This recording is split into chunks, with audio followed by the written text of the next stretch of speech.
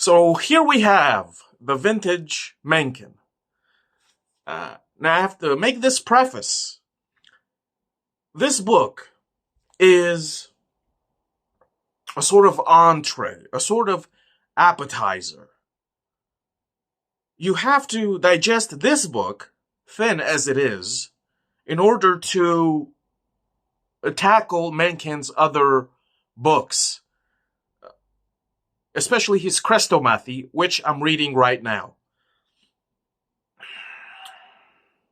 In this one, we have a collection of his articles, his views, basically his opinions on various subjects, ranging from religion, politics, women, philosophy, art, etc., and famous people and writers, and what have you.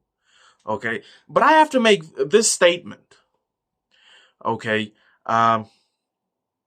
while reading hlmencken, I immediately detected a bit of George Carlin. Reading Mencken, I immediately detected a bit of Hunter S. Thompson. Okay, and I'm not saying that there is any sort of plagiarism or what have you. I'm saying that, to me, at least, it seems like H.L. Mencken had a positive influence on other, on other writers, etc., and thinkers and artists in general. Which is a great thing, because, of course, if you have been paying attention to this channel, George Carlin, of course, is one of my, favorite people, extremely influential, etc., etc. But I have to say this.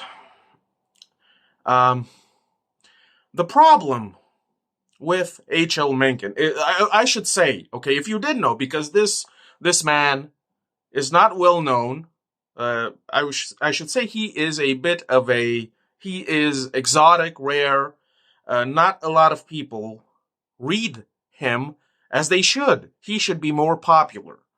The tragedy of H.L. Mencken is that, well, he was born in 1880, and already, if I remember correctly, in the 1930s or thereabouts, he was already being forgotten. He was already a sort of fossil. He wasn't as popular as he was in the 20s and early 1900s, which is absolutely astonishing to me. If you read this man, you can automatically, instantly detect,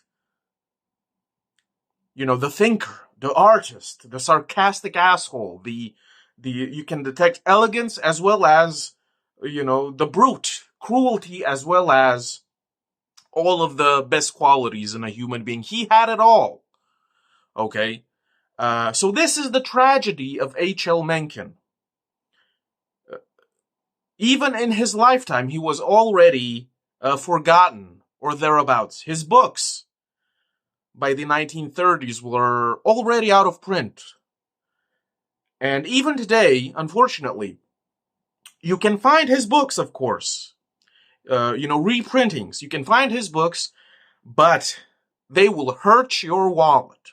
Okay, some of his other books are a bit rare. They're harder to find, but you can definitely find the Vintage Mencken, and you can definitely find his Chrestomathy. Okay? And even today, like I said, he is not, that well known, and he is not that appreciated. Okay, you can find, for example, on YouTube, you can find maybe a short documentary about this man. Maybe you will find a video in which Christopher Hitchens talks about H.L. Mencken, which is great. Or you might even find an interview with H.L. Mencken himself, and you can hear his voice and his Baltimore accent, which was thick as fuck. Okay, but this is what I'm trying to emphasize here, is that even today, he is not that well known, and he is not that appreciated. I I would suggest that perhaps, very few communities or groups, probably know about him. Academics, literary professors, and connoisseurs of books in general, book collectors. I don't even remember how I stumbled upon him. I think I don't even remember. It was by chance, randomly. And then I checked out some of his quotes, and I was in love instantly with this guy. Look at him. He had them crazy eyes. He was a bad man. Okay. This guy wasn't normal. Okay. But if you're a bit reticent and you are hesitating because you don't know this man and you've never heard anything positive or negative about hlmencken, I would suggest that you should type in the search bar hlmencken quotes. And if those quotes don't make you fall in love with this lunatic, this maniac, then you shouldn't read them. Because that's how I decided to buy his books. I checked out some of his quotes and I was like, this guy be fucking. hlmencken, he fucks. Okay, there is no way, there is no other way to say this. Okay.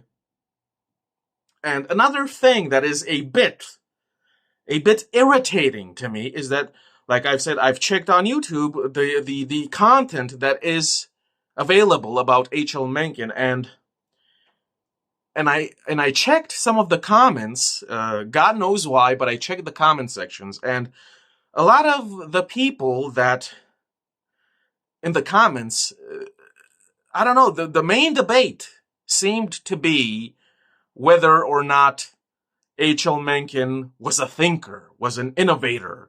In the comments, you might detect that a lot of people even say that, well, he was just a reporter, not even a journalist, but he was just a reporter. So there is this, and I'll tell you why, but there is this sort of allergy, this hostility, this animosity regarding hlmencken in general, of course.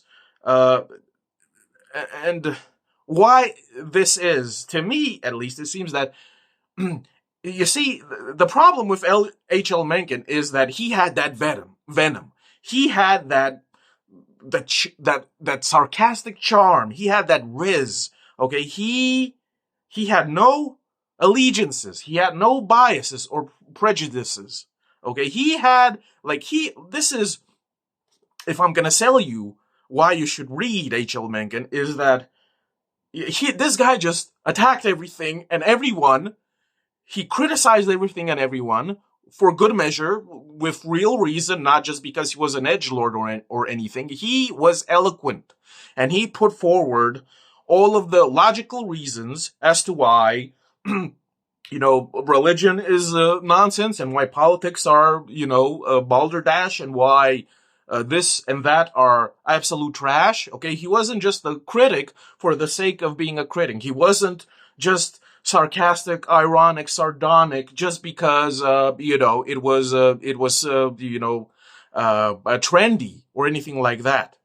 Okay, he was the real deal, and he made a lot of enemies during his lifetime because he just told the truth. Okay, if you want to read about the truth, not sugar-coated,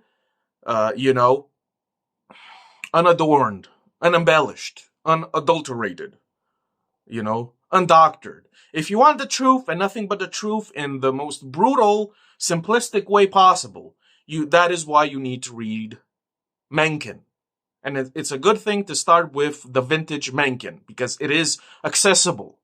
Okay? The Chrestomathi, on the other hand, is a thicker book, and it has a lot more meat to its bones than the Vintage Mencken.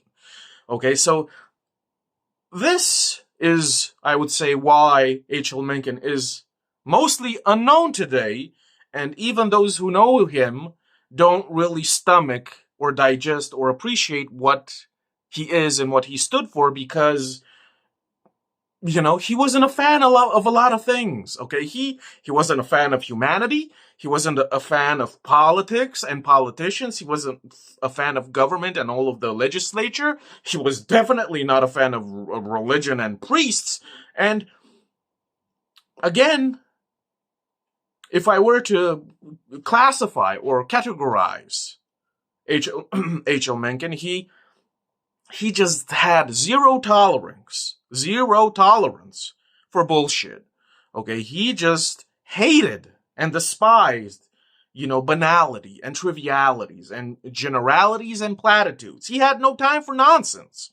Okay, and that is why I fell in love with his writing. Okay, unlike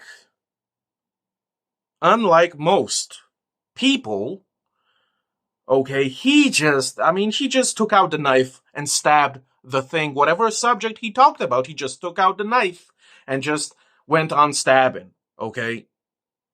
This is who H.L. Mencken was, okay? No matter what he talked about, he always found something to criticize. Ergo, he wasn't just a simp or a fangirl for the sake of just, being trendy or being part of the group. He wasn't a sheep, of course. He was a thinker. He operated on free thinking. You see, a lot of people today, no matter who they are, especially on the internet today, they talk about, having riz and being him, or having that dog in them, and having Black Force energy, and being, suffering from main character syndrome. A lot of people are deluded to believe that they are amazing. They aggrandize, they over-appreciate themselves. What I want to say is that here you have the real item, okay? H.L. Mencken, he was him. He had that dog in him. He had that Black Force energy, okay? He was just ruthless. He was monstrous and manic and deranged, okay? He was deranged. Look at the cover. This is the man I'm talking about. Look at him. He had them crazy eyes, okay? Okay? Some might classify him as just being, an iconoclast, being a hater for the sake of just being a hater, but he didn't give two shits about popularity, okay? He just wrote for the sake of writing because he had so much fun, and because he was, a true human being, and because he had dignity, and because he just did not like the crowd, did not like the group, did not like the hive mindset of most people, he stood out. You might call him eccentric, but he wasn't eccentric. He was just on a different level. His thinking process was on a different level. Okay? This is why he stands out, because he just told it how it was. Simple. Basic. And let me tell you, another thing why Mencken isn't so appreciated today is because he, generally speaking, with exceptions, he did not have a lot of nice things to say about the most things that people love. Of course, this is the essential H.L. Mencken. This is the fundamental, the quintessence of who he was. Okay, he just saw through the bullshit. And you might call him cynic or skeptical or even nihilistic. Not really. I would say that he was a realist, and most of all, he was a skeptic. Okay, but most of all, he just didn't care, and he refused to accept all of the ridiculous and preposterous nonsense that most people adore for some reason. That doesn't make any sense, okay? And I just want to read you something. This is the first page of this thin book, the Vintage Mencken. And already, this one paragraph is enough. For me, it was enough to just be giddy. Okay, this is the effect that H.L. Mencken should have on you. When you read H.L. Mencken, usually you should be uplifted. You should be in a good mood. This is the effect that H.L. Mencken should have on you.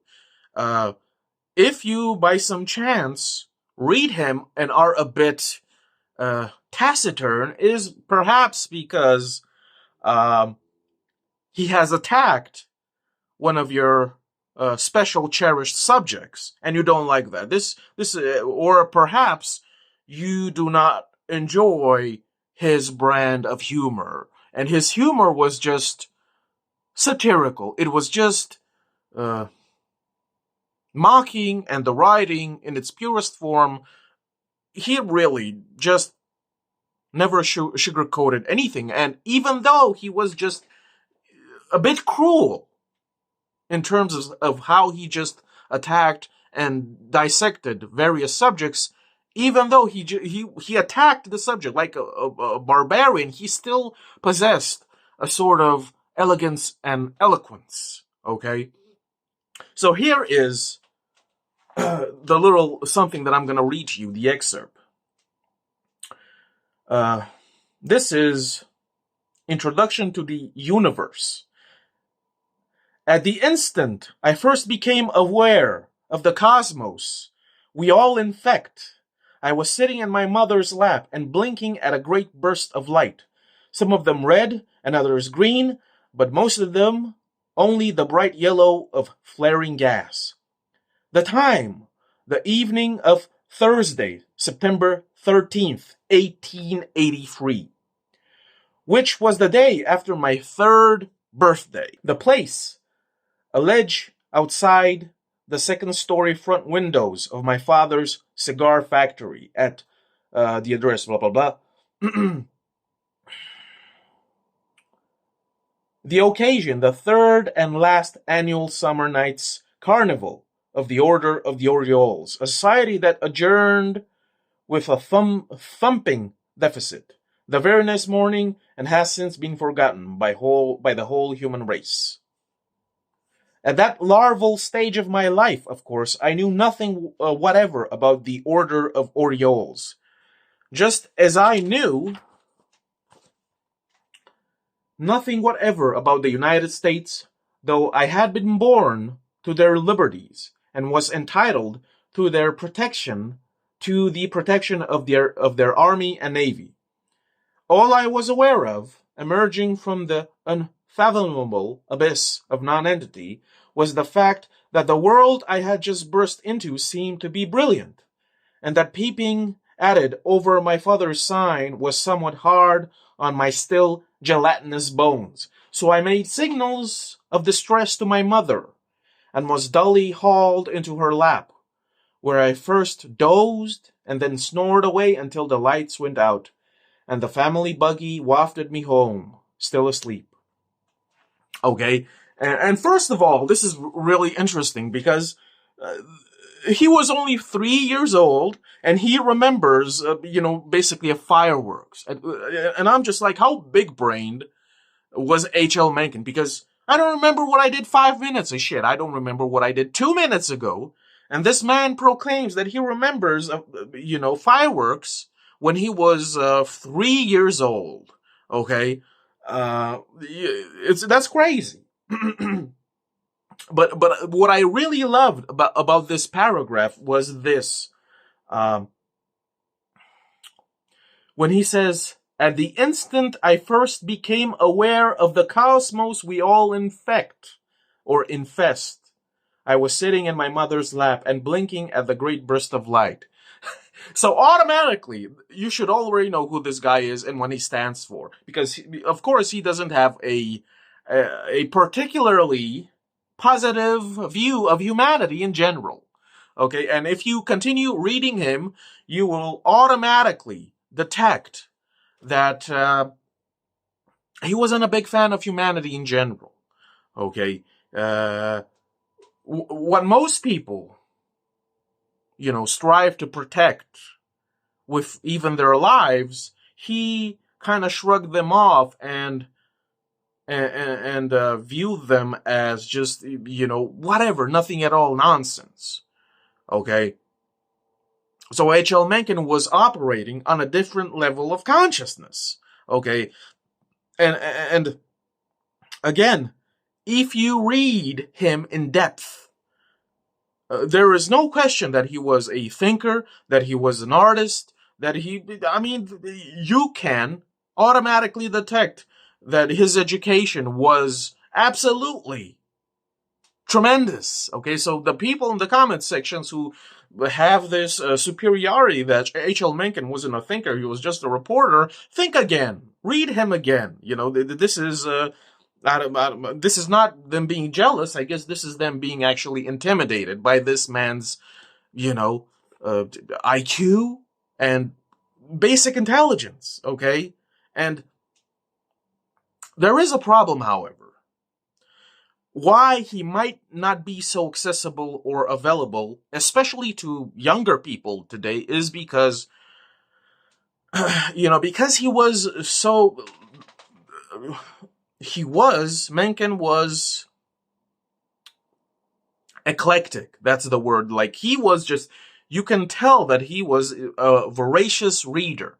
You can tell that he has read libraries. Okay, he uses Latin, he uses German, he uses French expressions, etc.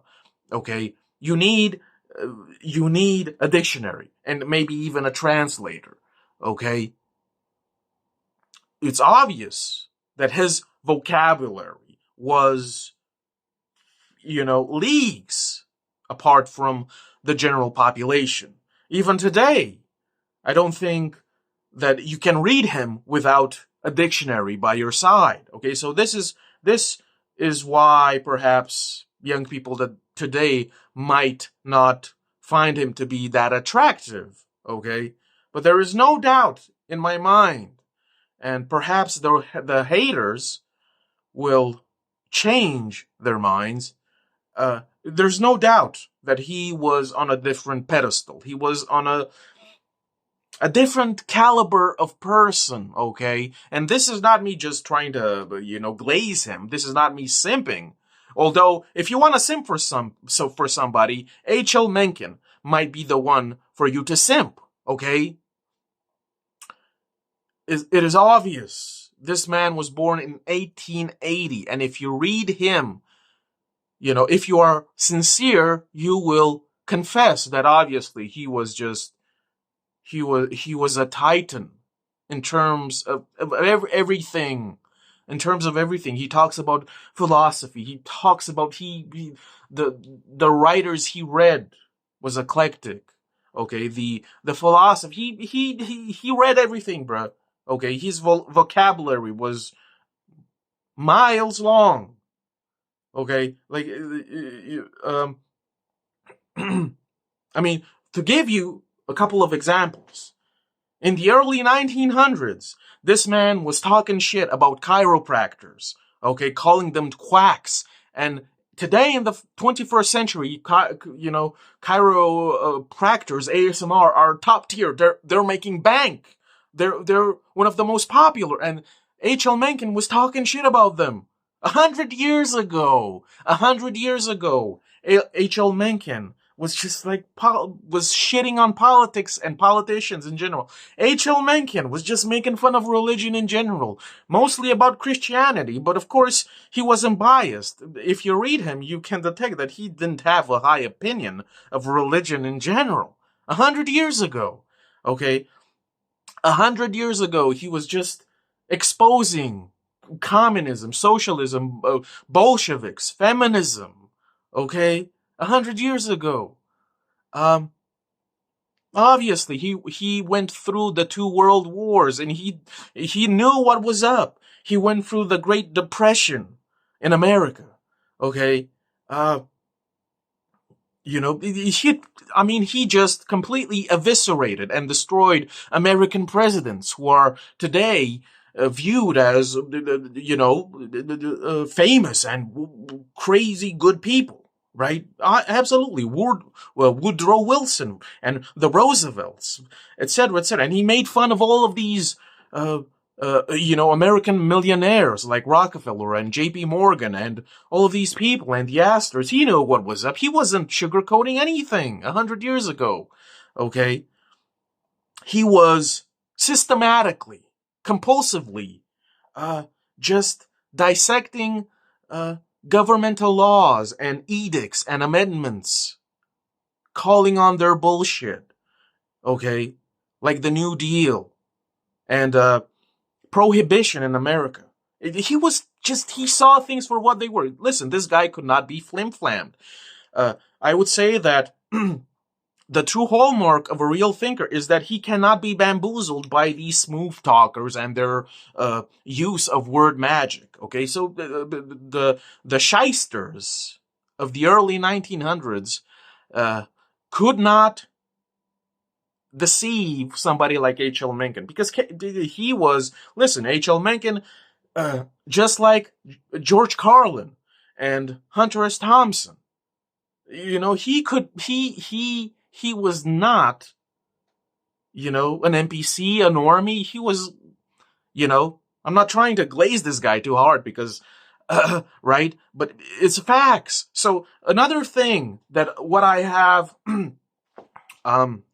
noticed with Mencken is that, you see, yet again, of course I knew this already, but reading Mencken, it's so obvious. You see, life operates cyclically, in cycles. It repeats, it's on a loop.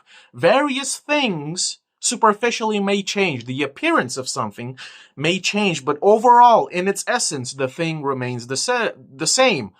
Case in point, all of the things that we occupy ourselves with, the shaky relationships between men and women today because of woke feminism. He was talking about this shit 100 years ago. He was making fun of Bolsheviks and communists like it ain't no biggie. And today it's the same thing. These clowns still are doing the same thing.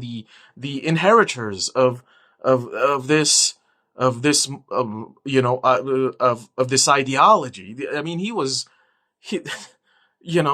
to H.L. Mencken, they were laughable. Okay. The economy, right? Whatever subject matter you can think of. 100 years ago, this guy just was not impressed, was not fascinated. He just called it out how it was. They called the bluff. He called it the bluff. Okay, he wasn't somebody that could be bamboozled, right? So everything is in a loop. There's nothing new under the sun. And if you read H.L. Mencken, you will automatically realize this, because whatever, especially in the, let's just say on social media. If you go on social media, you will see all of these goddamn topics about sexuality and identity and et cetera, et cetera. This guy was talking about all of these subjects 100 years ago, and he was not impressed. Okay, he was talking mad shit about Freud, calling him a quack, and psychotherapy, quackery. Okay, and I mean, is that this is the problem with most people, I would say, is that they just are not that attentive. They're not that conscious. You have to be alert, and you have to notice certain things through observations, and you have to meditate and go into introspection, and then you will realize that everything basically repeats itself. It just puts on a new suit, it puts on a new mask, but essentially, it's all the same thing. It's all the same thing. Okay? H.L. Mencken, 100 years ago, was kind of disgusted and sickened and mostly just bored out of his mind about all of these subjects that we are just so gaga today over, right? I mean, he was just, I guess this is the hallmark of a realist. You're just like, right? You're just like, I mean, you're just, I mean, not impressed about silly, goofy nonsense, okay? He talked about our art in every facet, every variety, literature, poetry, sculpture, music, painting, etc. Right? He saw the the frauds and the phonies, and he exposed them a century ago. Okay? And obviously, humanity hasn't learned anything, because even today they they worship some of these quacks and some of these phonies and some of these charlatans. Okay? But I think this video will suffice. I'm almost done with the Crestomathy, and let me tell you, that book is actually where the real meat and potatoes are, okay? This book is just a sort of, you're flirting with hlmencken, okay? After you read this one, you have to go and you have to dig your claws into his Crestomathy, because that is where, you will truly get acquainted with Mencken on a more personal level. Okay, but I'll end it with this, okay? Why you should read Mencken. Okay, if you admire and if you are a fan of people like George Carlin, Hunter S. Thompson, Gore Vidal,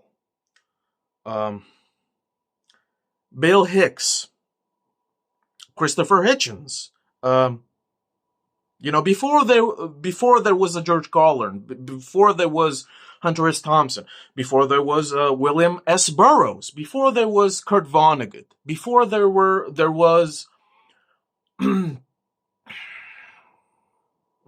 of these people that you rightfully admire for good reasons. Before there was a Bill Hicks, before there were all of the writers and poets and philosophers and even the musicians whose writings and whose art just influenced you for the better and opened your eyes. Before any of these people, okay, there was the OG, the master, okay? Before all of these people who I love, just like you love, before all of these people, there was hlmencken, the predecessor, okay, who probably influenced a lot of the people and artists and writers and musicians that you adore. Okay, so that is the case that I'm making. If you love the work of all of the people that I've mentioned so far, okay, that is reason enough to take a gander at what hlmencken had to say. I mean, I forgot if it is in this vintage, but somewhere, I think either in this or in the Crestomathy, he just says, I mean, he just talks shit about the ancient Greeks, and he's like, oh, most people believe the cliche that the ancient Greeks invented everything from toilet paper to, sonnets, and she's like, no, they were inspired by the ancient Egyptians and the Phoenicians and the the Sumerians and the Babylonians, okay? And he just, this is who this guy is, okay? He is a destroyer of cliches and platitudes.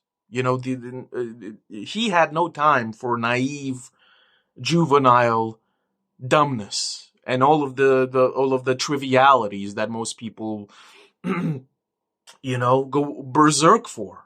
This was who hlmencken truly was, and I'm just, after reading a little bit about his life, it's another drop, another dose of tragedy, because, like I said, he was already a bit forgotten when he was, I don't know, 50, 60, and in the last years of his life, he died in 1956. A couple of years before that, he suffered some sort of blood clot to the brain or aneurysm, something with the brain. And he was kind of paralyzed, and he could not read, he could not write, and I think he couldn't even speak. And I haven't found, information if he was even aware at that point. Was he like a half-wit? I mean, this guy was tremendous. He was a titan. He was a giant. Okay, he was, and even though he was merciless and brutal, he could be refined. He could have elegance. He could be a gentleman. Okay, immaculate intellect, a man of words. You can even call him an artist, maybe. Okay, because of his style, the style of his prose. He was a master of the written word, and in his last years alive, he couldn't do what he loved. He couldn't enjoy the passion of his life, which were books and poetry and the written word. Okay, he was basically trapped, and he could not even communicate, I guess. So yet again, to me, it's tragic. He's a tragic figure, but if you read him, even though his end was a bit, depressing, even though his last years were a bit depressing, what happened to him is a bit sad. He lived his life, like a madman. He enjoyed life, okay? Being the skeptic and the cynic that he was, he drank, he smoked, and he didn't give a shit about all of the superficial,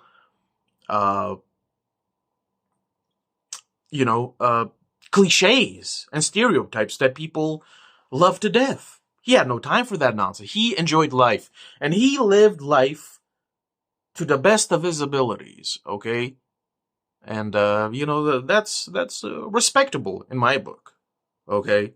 And, of course, generally speaking, he was a reporter, a journalist, I guess. Today I don't give a shit about journalism in general. I guess I'm a fan of Hunter S. Thompson, but when it comes to journalism, who else is there? I know there are amazing journalists in the past, but, reading Mencken and Hunter S. Thompson, I'm just like, especially today, is journalism even, I don't know, does it have any impact at all? Does it have any influence? Does it have any stakes? Right? It just seems like it's almost antiquated. It's no longer